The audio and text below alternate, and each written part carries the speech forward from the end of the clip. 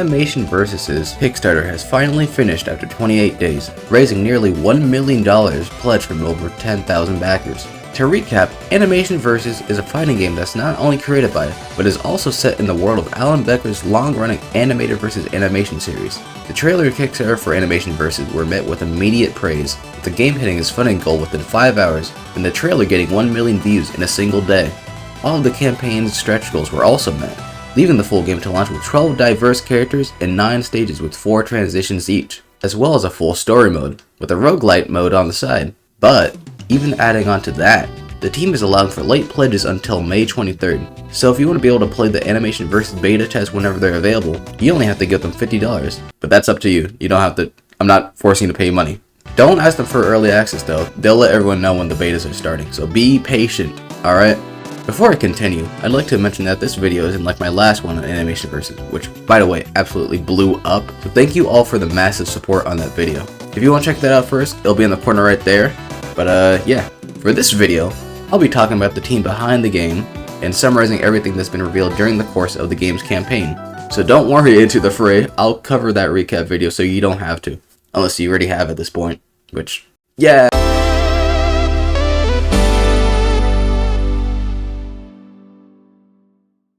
While the team behind Animation Versus isn't the biggest as of now, they have already made plans to expand and use some of the money for hiring additional programmers, artists, composers, and writers, especially for the game's story mode. Obviously, the team is managed by Alan Becker himself, since Animation Versus wouldn't even exist if the original animations weren't made. Next is DJ Welch, Alan's longtime partner and friend, as well as the co-host for Animators vs. Games. DJ is the executive producer and creative director of this project, and since he's worked at companies like Lucasfilm, Instagram, and Cartoon Network, he definitely knows the ins and outs of this type of work. Up next is Muno, who is a former Rivals of Aether Steam Workshop creator, some of which Alan and DJ saw and played with, causing them to hire Muno and help them make this game. For the start of the project, Muno was the only developer, having contributed both the code and animations for it. As the team expands, Muno's role is lead developer, game design lead, and art director. Speaking of the Rivals of Aether Workshop, Bar is another well-known creator that's helping the Animation Versus team with specifically animating the characters and particles. Bar is also a production artist. The team's sound designer is Igor. Igor is from the Animator vs. Animation production team, so you can be assured that all the sounds in Animation Versus will feel as good to listen to. Fabi is an environment artist, and their role is to make the backgrounds for the different stages, which I don't know if I've mentioned how good they look, but they look good. Skim is a trailer director, writer, and creative consultant for Animation Versus, and he's part of Alan's video team. He's responsible for the scripting, editing, and direction of the game's trailers to make it as accurate to the web series as possible. Charlie is a producer for the Animators vs. Games channel, and is also a game designer for the team, having developed ideas for the gameplay. And finally, Anya, who is a Kickstarter marketing director, has been behind the scenes helping the Animation Versus team with creating the campaign, and is overall just an invaluable asset to the team. So what has been revealed over the duration of the game's Kickstarter campaign? Quite a lot actually.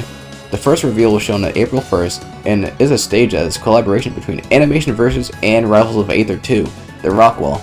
That's why this is the background music, by the way. The Rock Wall, as of now, is one of the 4 different stages shown to us out of 9.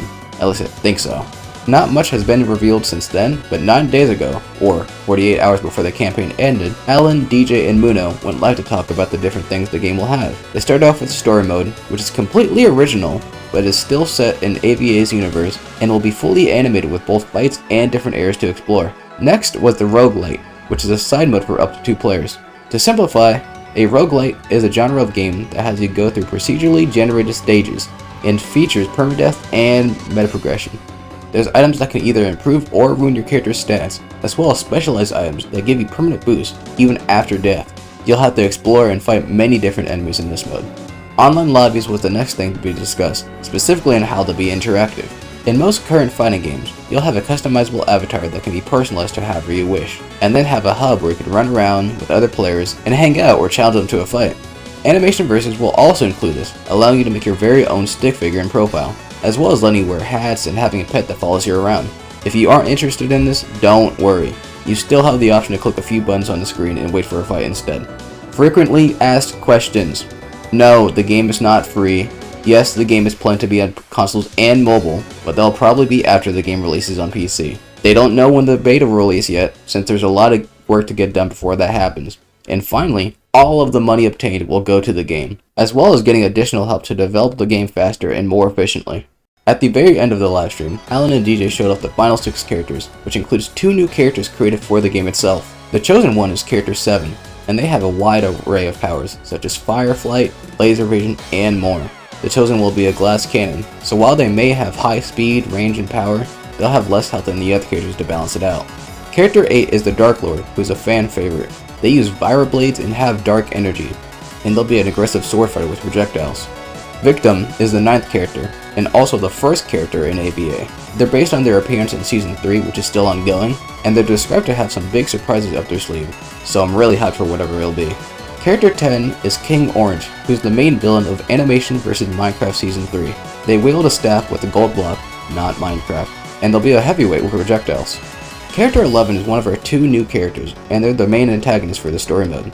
Not much was revealed about them, except for the fact that they're entangled with a node network, and that their name is I. I don't know if that's like the letter or the word, but yeah, that's their name. Here's some concept art that was shown of them.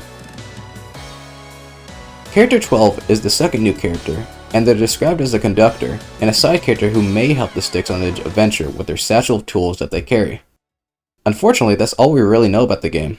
It's set to come out in June of 2028, and while that may seem far right now, the team will give plenty of updates to keep us fed, and there's still the betas that will come up before launch too. What I'm excited to see are the future DLC characters, because the potential it has is honestly crazy. I'm personally hoping for Fancy Pants and Henry Stickmin, and if they come with stages as well, that would be amazing. But that's it for me. Thank you for watching the video. I hope you all enjoyed it. Don't forget to follow me on Twitter and my other socials to be up to date with my stuff. And with that, I'll see you in the next video. Have a great one. Bye!